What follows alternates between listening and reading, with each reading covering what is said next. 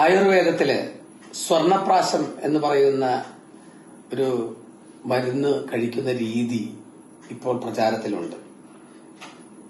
Vaidyaratnam PS Warrier Ayurveda college കോട്ടക്കലും അതിന്റെ ഭാഗമായി അതിന്റെ പ്രചരണം ആരംഭിച്ചിട്ടുണ്ട്. അതിന്റെ പ്രാക്ടീസ് തുടങ്ങിയിട്ട് കാലം കുറയായി. അപ്പോഴാണ് പലർക്കും പല തരത്തിലുള്ള സംശയങ്ങൾ ഇതിൽ ഉടലെടുത്തു വന്നത്. ഇത് എത്ര കാലം കഴിക്കണം, അല്ലെങ്കിൽ ഇത് എങ്ങനെയാണ് കഴിക്കേണ്ടത്, ഇത് എത്ര കണ്ട് ഇത് ഗുണം ചെയ്യും തുടങ്ങിയതാണ് ഇതുമായി ബന്ധപ്പെട്ട സംശയങ്ങൾ എന്ന് പറയുന്നത്. യഥാർത്ഥത്തിൽ സ്വർണപ്രാശം, പല തരത്തിലുള്ള സ്വർണപ്രാശങ്ങൾ ഇന്ന് ആയുർവേദത്തിൽ ലഭ്യമാണ്. ചിലർ അത് മാസത്തിൽ ഒരു തവണ കൊടുക്കുന്നവരുണ്ട്. വേറെ ചിലവർ ഇത് കുഞ്ഞുനാളിൽ മാത്രം കുറച്ച് സമയം കൊടുക്കുന്നവരുണ്ട്. ഇതൊക്കെ പല തരത്തിലുള്ള സ്വർണപ്രാശങ്ങളാണ്. നമ്മൾ ഉണ്ടാക്കുന്ന ഈ സ്വർണപ്രാശം എന്ന് പറയുന്നത്, അല്ലെങ്കിൽ സാമാന്യമായുള്ള ഒരു സ്വർണപ്രാശം എന്ന് പറയുന്നത് ദിവസവും കഴിക്കാവുന്ന സ്വർണപ്രാശമാണ്. മാസത്തിൽ ഒരു തവണ മാത്രമല്ല, ദിവസവും കഴിക്കാവുന്ന സ്വർണപ്രാശമാണ്.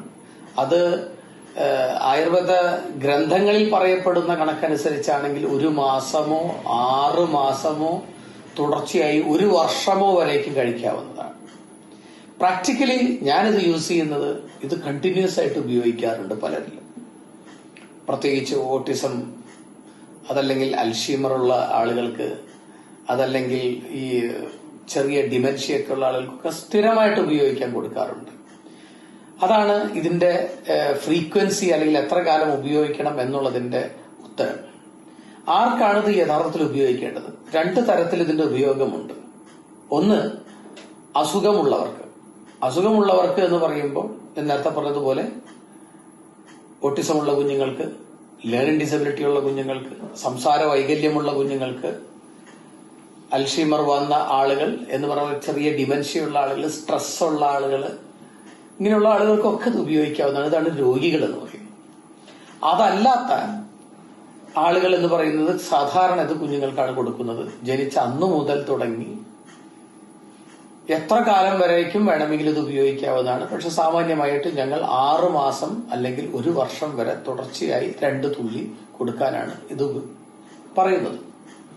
ഇത് 2 തുള്ളി മാത്രമാണോ യഥാർത്ഥത്തിൽ കൊടുക്കേണ്ടത്? അല്ല. ഈ ഒരു സ്വർണപ്രാശത്തിന്റെ പ്രത്യേകത അനുസരിച്ച് ഇത് ഞങ്ങൾ ചിലവർക്ക് 5 തുള്ളി കൊടുക്കാറുണ്ട്, ചിലവർക്ക് 10 തുള്ളി കൊടുക്കാറുണ്ട്. അതൊരു ഡോക്ടറാണ് തീരുമാനം എടുക്കേണ്ടത്. അല്ലെങ്കിൽ 2 തുള്ളി മാത്രം കഴിക്കാവുന്ന ഒരു ഡോസാണ് ഈ സ്വർണപ്രാശത്തിൽ ഉള്ളത്. ഇനി ഇത് ആർക്കൾക്ക് ഉപയോഗിക്കാൻ പാടില്ലാത്തതുണ്ടോ എന്നുള്ളൊരു ചോദ്യം വരികയുണ്ടായി. ഇത് ഉപയോഗിക്കാൻ പാടില്ലാത്ത ചില അവസ്ഥകളുണ്ട് എന്ന് പറഞ്ഞു കഴിഞ്ഞാൽ, വയറിളക്കം വന്നിരിക്കുമ്പോഴും ഉപയോഗിക്കരുത്, ഛർദിയുള്ളവർ ഇത് ഉപയോഗിക്കരുത്, നല്ല പനി പിടിച്ച് ജലദോഷം പിടിച്ചിരിക്കുന്ന ഒരു സമയത്ത് ഇത് ഉപയോഗിക്കരുത്. ഇനി എങ്ങനെയാണ് ഇത് കൊടുക്കേണ്ടത്? ഇത് ഒരു ഡ്രോപ്പറിൽ എടുക്കാവുന്ന സ്വർണപ്രാശമാണ്. അപ്പോ ഇത് രാവിലെ പല്ല് തേച്ച് മുഖം കഴുകി വന്നു കഴിഞ്ഞാൽ, വലിയവർക്കാണെന്നുണ്ടെങ്കിൽ അല്ലെങ്കിൽ വലിയ കുട്ടികൾക്കാണെങ്കിൽ പല്ല് തേച്ച് മുഖം കഴുകി വന്നു കഴിഞ്ഞാൽ വെറും വയറ്റിൽ 2 തുള്ളി നാക്കിലിറ്റിച്ചു കൊടുക്കുക. നന്നേ ചെറിയ കുഞ്ഞുങ്ങൾക്കാണെന്നുണ്ടെങ്കിൽ രാവിലെ കുളിപ്പിച്ച് കഴിഞ്ഞ് കഴിഞ്ഞാൽ 2 തുള്ളി നാക്കിലിറ്റിച്ചു കൊടുക്കുക. ഇത് ദിവസവും ഉപയോഗിക്കുക. എംപ്റ്റി സ്റ്റൊമക്കിലാണ് ഇത് ഉപയോഗിക്കേണ്ടത്. യഥാർത്ഥത്തിൽ സ്വർണപ്രാശത്തിന്റെ ഗുണങ്ങൾ എന്തൊക്കെയാണ്? ഇതിന് ക്ലെയിം ചെയ്യപ്പെട്ടിട്ടുള്ള ഗുണങ്ങൾ ഒട്ടനവധികളുണ്ട്. പക്ഷേ ചില എവിഡൻസുകളുടെ സാന്നിധ്യത്തിൽ പറയുകയാണെങ്കിൽ ഇത് ശരീരത്തിന്റെ രോഗപ്രതിരോധ ശേഷി വർദ്ധിപ്പിക്കുന്നുണ്ട്. ഇത് അപ് ടു സം എക്സ്റ്റെന്റ് ഇത് സംസാരത്തിന്റെ ഡെവലപ്മെന്റ്, ലാംഗ്വേജ് ഡെവലപ്മെന്റിന് ഇത് സഹായകമാകുന്നുണ്ട്. മെമ്മറി നല്ല രീതിയിൽ നിലനിർത്തുന്നതിന് വേണ്ടി ഇത് സഹായിക്കുന്നുണ്ട്. ഇന്റലിജൻസിന്റെ ക്ലാരിറ്റി ഉണ്ടാക്കുന്നതിന് ഇത് സഹായിക്കുന്നുണ്ട്. ഇതിലെന്തൊക്കെയാണ് അടങ്ങിയിട്ടുള്ളത്? ഇതിലിപ്പോൾ അടങ്ങിയിട്ടുള്ളത്, ഞങ്ങൾ ഉണ്ടാക്കുന്ന ഈ സ്വർണപ്രാശത്തിൽ അടങ്ങിയിട്ടുള്ളത് തേനും വയമ്പും സ്വർണഭസ്മവുമാണ്.